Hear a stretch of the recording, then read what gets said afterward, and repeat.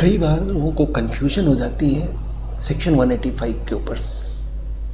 और 185 basically deal करता है लोन टू डायरेक्टर्स से। अच्छा, लोन टू डायरेक्टर्स, क्या डायरेक्टर को लोन दिया जा सकता है? लॉजिकली तो कहता है क्यों दे डायरेक्टर को लोन वाला, भाई जो काम कर रहे हैं उसके पैसे मिल तो रहे हैं उसको, और वर्किंग डायरेक्टर है तो सैलरी मिल रही है, और नॉन वर्किंग है मतलब पार्ट टाइम डायरेक्टर है तो बोर्ड मीटिंग जब भी आते हैं अटेंड करने की प्रॉपर फीस मिलती है, विथ ट्रैवलिंग अलाउंसेस मिलती है। तो लोन क्यों देना? पैसे तो शेयर होल्डर्स के हैं ना, क्यों लोन देना? तो सेक्शन 185 ने इस लोन देने वाली बात को दो कैटेगरी में डिफाइन किया है। पहला, फर्स्ट कैटेगरी है जहां पे लोन कंप्लीटली प्रोहिबिटेड है, नहीं देना है। दूसरे में दे सकते हैं लेकिन स्पेशल रेजोल्यूशन पास करके देना है। अब सेक्शन 185 सब सेक्शन 1 कहता है 6 लोग ऐसे हैं जिनको लोन नहीं देना है ए में, और बी में एक फर्म है जिनको लोन नहीं देना है। सबसे पहले कहा कि डायरेक्टर को लोन नहीं देंगे, डायरेक्टर के रिलेटिव को लोन नहीं देना है, ऑफ कोर्स होल्डिंग कंपनी का डायरेक्टर को लोन नहीं देना है, होल्डिंग कंपनी के डायरेक्टर के रिलेटिव को लोन नहीं देना है,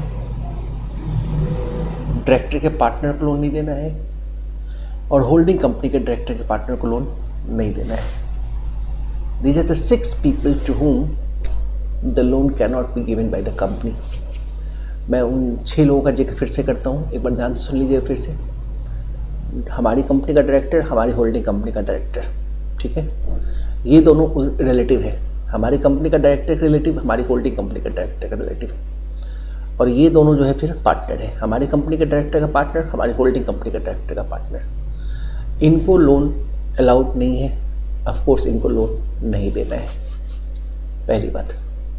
दूसरी बात, उस फर्म को लोन नहीं देना है जिस फर्म में ये डायरेक्टर्स जो हैं पार्टनर हैं, उस फर्म को नहीं देंगे जिस फर्म में हमारी कंपनी के डायरेक्टर, ये जो डायरेक्टर या होल्डिंग कंपनी के डायरेक्टर जो हैं पार्टनर हैं या फिर उनके रिलेटिव पार्टनर हैं, इनको लोन नहीं देना है, ठीक है ना।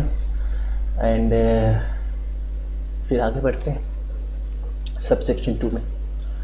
सबसेक्शन 2 में 3 लोगों को रखा गया है।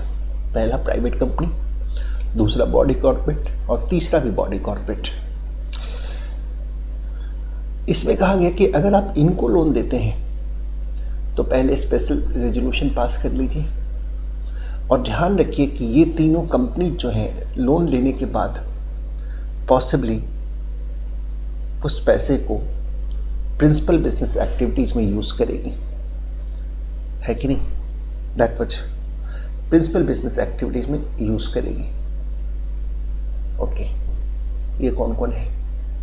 नंबर 1, वो प्राइवेट कंपनी, जिस प्राइवेट कंपनी में हमारी कंपनी के डायरेक्टर या तो डायरेक्टर है या फिर मेंबर है, दैट वाज, या तो डायरेक्टर है या फिर मेंबर है।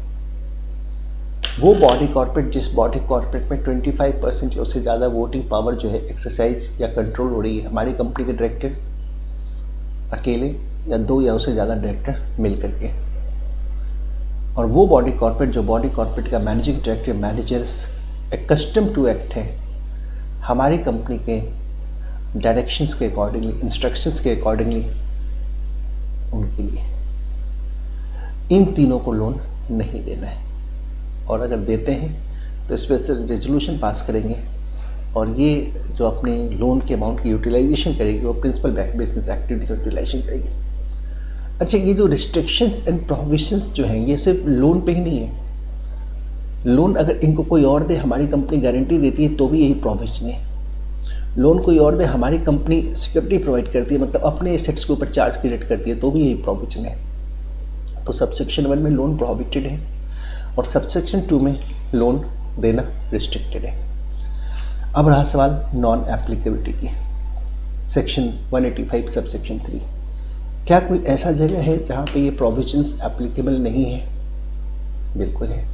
सबसे पहले कहे जाता है कि अगर लोन दिया जाए मैनेजिंग डायरेक्टर को और होल टाइम डायरेक्टर को, क्योंकि काम कर रहे हैं, वो दिन भर कंपनी में लगे रहते हैं, ड्यूटी कर रहे हैं, कहीं और भी नौकरी कर रहे होते हैं, तो कंपनी जब अपने एम्प्लॉय को तो लोन देती है ना, तो क्या हो गया, हमारी कंपनी में एमडी या फुल टाइम डायरेक्टर है तो क्या गुनाह कर दिया, क्यों लोन देने से इनको रोका जाए एक्ट के थ्रू। तो एक्ट ने अलाउ किया है कि एमडी और फुल टाइम डायरेक्टर को लोन दे सकते हैं, लेकिन ये जो है part of the condition of service होनी चाहिए जो हर एक एम्प्लॉयज़ को ऑफ़र की जाती है, हर एक एम्प्लॉयज़ को ऑफ़र की जाती है, उसकी कंडीशन ऑफ सर्विस का पार्ट होना चाहिए। या फिर स्कीम अप्रूव किया है मेंबर ने बाय स्पेशल रेजोल्यूशन, इन दोनों में से कोई एक बात हो तो चलो ऐसा है तो कर ले। तो पहला नॉन एप्लीकेबिलिटी तो यहाँ पे है, ठीक है। अच्छा, दूसरी बात है, अगर कंपनी का ऑर्डिनरी कोर्स ऑफ बिजनेस काम ही यही है कि वो लोन देती है, गारंटी देती है, सिक्योरिटी प्रोवाइड करती है, तो फिर ये वाला एक्ट 185 क्यों उनको डिस्टर्ब करे, उनके काम में हिंड्रेंस क्रिएट करे। करने दीजिए, उनको भी अलाउड है, no problems there this one. तो ये बात तो ठीक है। अच्छा, तीसरी बात है, अगर loan company wholly owned subsidiary company को देती है, होली ऑन सब्सिडरी कंपनी को अगर कंपनी लोन देती है होली ऑन सब्सिडरी कंपनी को, या गारंटी देती है, सिक्योरिटी प्रोवाइड करती है, that was wholly owned subsidiary company को। आपको याद होगा 185 सबसेक्शन 2 से यहाँ पे जिक्र आया, private company, body corporate and body corporate, ये तीन बातें थी। अगर ये तीनों होली ऑन सब्सिडरी है कंपनी की, मतलब इनमें इंटायर शोल्डिंग हमारी कंपनी के पास ही है, तो इनको लोन दे, फिर कोई रिस्ट्रिक्शंस वगैरह, स्पेशल रेजोल्यूशन वगैरह पास करने की ज़रूरत नहीं होती है, ये चीज़ हो जाता है। तो या फिर गारंटी दी जा रही है, तो यहाँ पे नॉन एप्लीकेबिलिटी आती है, ठीक है ना। अच्छा, ये तो था 185(1) प्रोहिबिटेड, 185(2) रिस्ट्रिक्टेड एंड 185 सबसेक्शन 3 जहाँ पे कुछ कंडीशंस इसके साथ नॉन एप्लीकेबिलिटी के प्रोविजंस थे। अब क्वेश्चन उठता है कॉन्सिक्वेंसेस ऑफ कॉन्ट्रावेंशन। अगर कॉन्ट्रावेंशन होता है, मतलब प्रोवाइड कर देते हैं, प्रोहिबिशंस होने के बावजूद भी लोन दे दी जाती है, जो रिस्ट्रिक्शंस और रिस्ट्रिक्शंस को कंप्लाई नहीं करते हैं, तो बड़ी मुश्किल है। कंपनी की जो पनिशमेंट है वो फ़ाइन से है, और वो जो फ़ाइन है 5 लाख रुपीज़ से 25 लाख रुपीज़ तक की फ़ाइन हो सकती है। बहुत डिफ़िकल्ट फ़ाइन है, और कंपनी का ऑफिसर इन डिफ़ॉल्ट जो है वो भी नहीं बचेंगे, उनकी जो पनिशमेंट जेल से हो सकती है, 6 मंथ्स की जेल हो सकती है, और फ़ाइन जो है अगेन 5 लाख से लेकर 25 लाख तक की फ़ाइन हो सकती है। And this is a matter, शुक्र है बीच में और है, तो ऑफेंस जो है वो कंपाउंडेबल है, कंपाउंडिंग भी हो सकती है। और जो डायरेक्टर है और अदर पर्सन है जिन to whom the loan is advance, या फिर जिसको गारंटी दी गई, सिक्योरिटी प्रोवाइड की गई है, मतलब यहाँ 3 डिफ़ॉल्टिंग पार्टी है ना, एक तो देने वाला, लेने वाला भी तो है, उनकी जो पनिशमेंट होगी उनको भी 6 महीने का जेल और 5 लाख से लेकर 25 लाख तक का फ़ाइन, और बोथ दोनों होने के चांसेस हैं। तो इन तीनों पार्टीज को जो है अलग अलग पनिश किया जा सकता है। कंपनी के लिए फ़ाइन है 5 लाख से लेकर के 25 लाख रुपीज़ तक। लोन देने में जो डायरेक्टर्स का, ऑफिसर्स का डिफ़ॉल्ट रहा है, उनको 6 महीने की जेल हो सकती है, और 5 लाख से लेकर 25 लाख तक का फ़ाइन हो सकता है।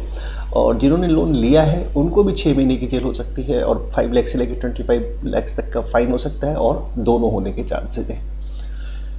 तो ये हमारा बहुत ही क्रूशियल प्रोविज़न है, आप इसको ज़रूर ध्यान रखिए, और 1-2 बार सुनिए इसको, पूरी 185 आपको रिकॉल हो जाएगा,